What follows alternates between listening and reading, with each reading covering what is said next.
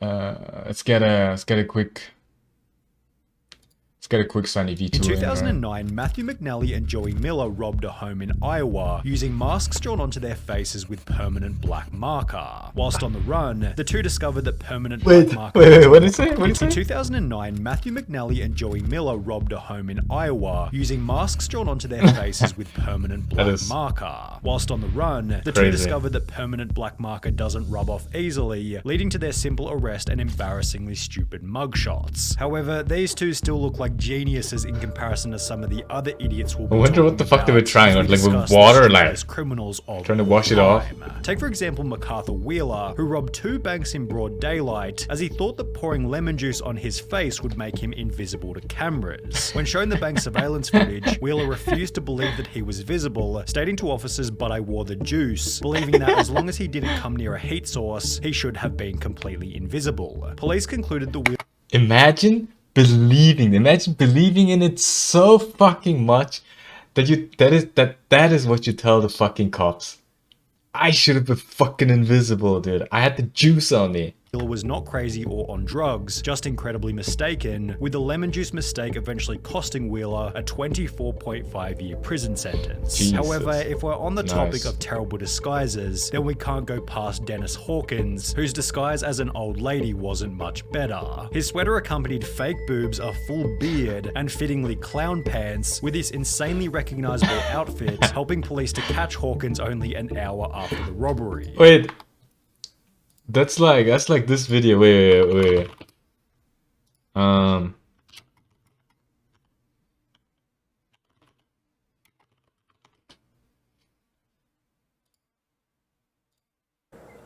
started to beat him. This one. Convincingly.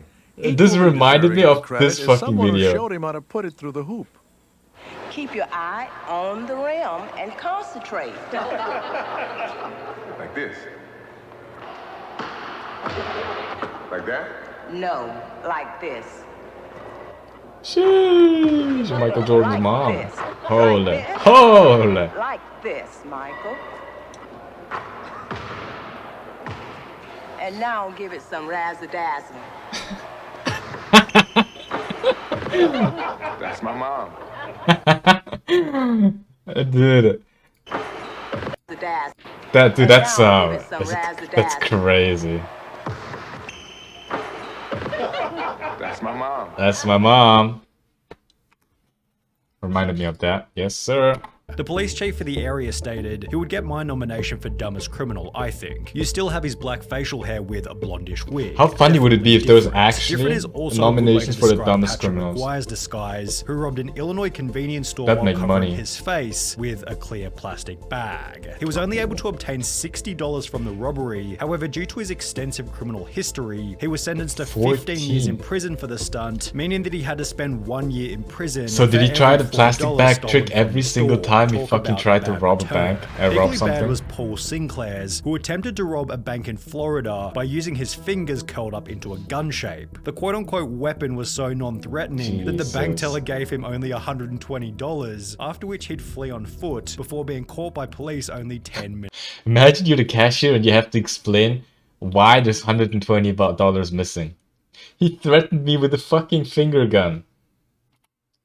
later. Aye, Then there was James Blankenship, who thought that robbery something. was legal as long as you did it at a certain time of day. Back in 2013, Dude, that's, Blankenship broke into his own mother's home. what is it after called? which That's the some police were Purge called, type who would shit. take to their Facebook page later that day to explain what had happened. He fled the scene upon seeing his mother. The male was located under the house hiding in a crawl space. When advised of his charges, he made the statement, "I thought you could only be charged with burglary if you break in during the night time." Blankenship was given 180 days in jail and ordered to pay a $100 fine. Yet this wasn't the only time when a person was dumb enough to think that a law didn't apply to them. Because when Reuben Pavin was caught stealing from a charity thrift shop in New Hampshire, he'd state that he thought everything was free because of the name of the business, Finders Keepers. The sign did say Finders Keepers, so I took that DVD player, took it home, Pavin told the local TV station. A couple of weeks later, the stuff is still there on the porch, so I'm thinking to myself, Finders Keepers, they probably just put stuff out there for people to take. bank. The business responded via Right. Facebook stating, "This man who was caught on video is saying it is all a misunderstanding. He thought everything at our store was free. Is that really the best defense he could come up with?" After which Right. Pavan reportedly turned in the stolen goods to police, holding that he's not a bad person or a bad dad, and is rather just unbelievably stupid. But was he as dumb as Derek Mosley, who in 2000... That's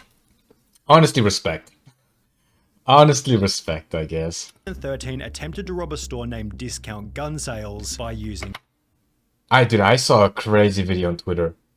Twitter is fucking unhinged, right? Twitter has fucking craziest shit on there. Like actually just fucking people shooting at each other, right? And from that video, I can tell you, I mean, not just from that video, right? I think anyone should know that fucking robbing a gun shop, of all the shops you could have fucking robbed, a gun shop is probably not the best shop to rob.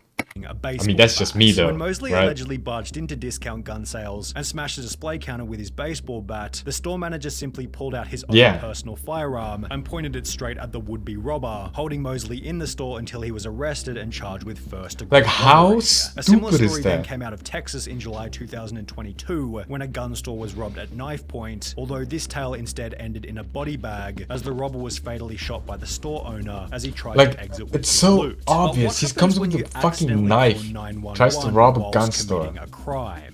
Pocket dialing the police is probably a fairly common occurrence. However, for Carson Reinhardt and Nathan Teklemariam, it happened at the most unfortunate moment, specifically while they were breaking into a car. The alert dispatcher soon realized that the I don't call was understand an how people accidental pocket one, dial, and or like moreover butt that the dial. guys I on don't the understand how other that fucking end works. might be up to no good. For the next 35 minutes, Oh, dispatchers never stayed mind. on I guess if you line, have listening the and gathering normal, like, information, as Teklemariam and Reinhardt button did the phones, following. okay. Discovered a car that they thought they could burglarize, discussed how to break into the car, allegedly broke into the car, exclaimed in delight over finding narcotics in the car, became confused as to how and why a police car was following them, and reacted in disbelief when the arresting officer revealed that they'd been on the line to 911 the entire time.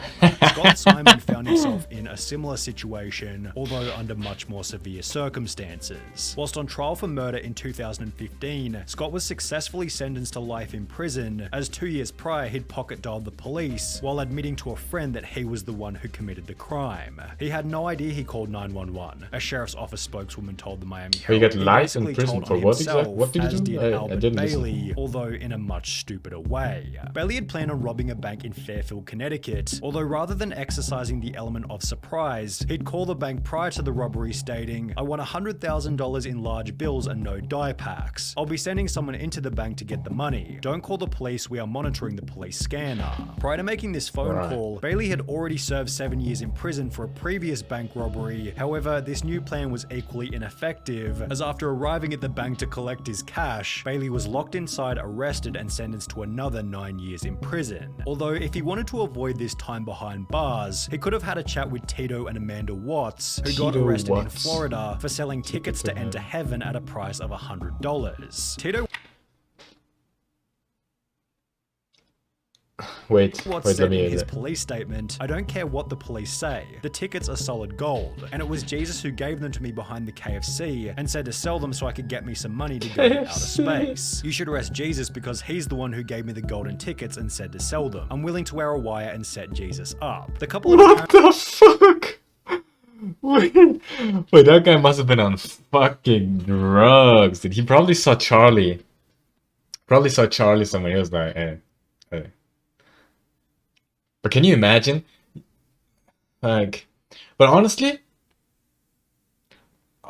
dude, if you fucking buy a ticket that says "Ticket to Heaven," if you buy that for $100, I think that's on you. That's not even on them. I think that's on you. apparently earned over $10,000 from the stunt, meaning that they were able to find people even dumber than them, one of which might have been Ruben Zarate. While attempting to rob a muffler shop in 2008, Zarate was told that the shop couldn't access the money safe without their manager, who didn't begin his shift until later that afternoon. Instead of bailing on the robbery, Zarate instead gave them his phone number, asking them to give him a ring the next time the manager was in. They did so later that afternoon, although after returning to the store, Zarate received no money and was instead met by police and charged with aggravated robbery. Then there was the man who gave the people he was robbing something even stupider. The unnamed robber walked into a London bank carrying a gun and a bag, which he'd take to the front desk before demanding £700,000 in cash from the bank worker. But after making his demands, the crook handed over his gun to the cashier instead of the bag. Investigating authorities stated, the guess is that he is very inexperienced and panicked when he approached the cashier, handing over his gun instead of a bag by mistake. But it was Trevor Jones who left an even more damning piece of evidence. Who does that? His crime But I mean, scene. After breaking into a house in Atlanta, Jones took a I guess he was like super nervous or some shit, I guess. Computer before leaving without logging I mean, out. yeah, okay, I can now actually thinking about it, I can understand because that happens to me all the time. I'm like, I'll open something to eat, right? And I want to throw the lid away, but I throw the thing that I wanted to eat away. I mean, okay, right, okay, all right. That's actually not even that fucking retarded. All right. Headlines reading, a 26-year-old Minnesota man has been tracked down by police after leaving his Facebook profile logged in at a house he allegedly robbed, although this story has a much funnier ending. The homeowner decided to message the robber via his Facebook, stating, "You left a few things at my house last night, how can I get them back to you?" which was followed by the robber agreeing to come back to the home so he could collect the stuff he forgot. However, the robber didn't get any of his items back and was instead arrested while still wearing a watch that he'd stolen from the night before. While both of these idiots used social media poorly, at least they didn't brag about the robbery in a YouTube video, as is what happened in the bizarre case of Hannah Sabata. In 2012, at the age of 19, Sabata stole $6,000 from a bank in Nebraska, and while almost anybody else would have simply kept quiet, Hannah instead took to her YouTube channel Jelly Beanie to upload a video titled Chick Bank Robber, in which she'd straight up admit to having just committed a robbery. She'd then discuss her entire well, hopefully she got some clicks. Crime, Maybe that's gonna pay. And the amount that had been stolen, before concluding the video by describing the vehicle she had used and that it had its license plates removed. This information eventually resulted in Hannah Sabata's arrest and sentencing of 10 to 20 years in prison, done so in a eventually result. She looks like she doesn't give a single fuck. Dude, respect.